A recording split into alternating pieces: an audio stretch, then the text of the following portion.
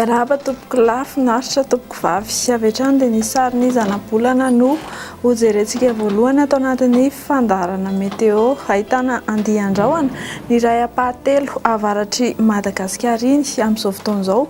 Ny nandrafitra ny andro dia mbola nialy izay hatrany ary tsy maro toerana izany amin'ny faritra sasany. Tsara ihany koa ny manamarika ety am-piandohana fa ho bebe ny rotsakorana ny amin'ny faritra Vadivavy Fitovina sy Atsimo Antsinanana iny ka mila mitandrina ny mponina morontsiraka sy ny amin'izany faritra izany ny amin'ny mety ho fiakaran'ny renirano ary mety ho avy ihany koa ny avon'ny ranomasina. Toy izao ny toetr'andro no vinavinaina amin'ny rapitso fa 7 ny volana aprily 2024 amin'ny maraina dia arak'izany hanorana malefaka na matevina ny amin'ny morontsiraka atsinanan'ny Madagasikara iray manontolo mahazo ny faritany Fianarantsoa iny.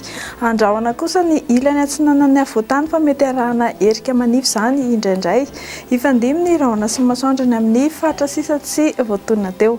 Ho amin'ny rapitso tolakandro dia tahaka izay ny maraina izay ihany fa ny any amin'ny faritra Sofia sy Nosy be Samborano iny no ahitana orana tandrifin-drahona malefaka indraindray.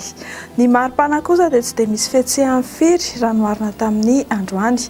Ho amin'ny rapitso maraina izao dia 13 hatramin'ny 14 degré ny aty amin'ny faritry ny Atitany. Ny morontsiraka atsinanana dia mihoatra ny 20 degré celsius tahak'izay ihany koa ny any amin'ny faritry ny morontsiraka andrefana.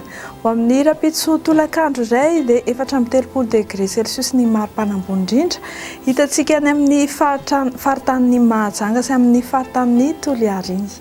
Dia raha evoaka ivelan'ny Madagasikara ianao dia hibalika be indray ny masoandro amin'ny rapitso any La Réunion any. Tahak'izay ihany koa ny Paris, Milan, Johannesburg sy Nairobi.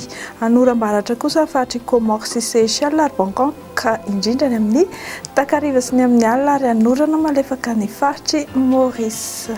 Dia mirahary ianao no farany herinandro mahafinaritra izay ekipan'ny Meteo Madagasikara ary manome fotoananao amin'ny manaraka indray.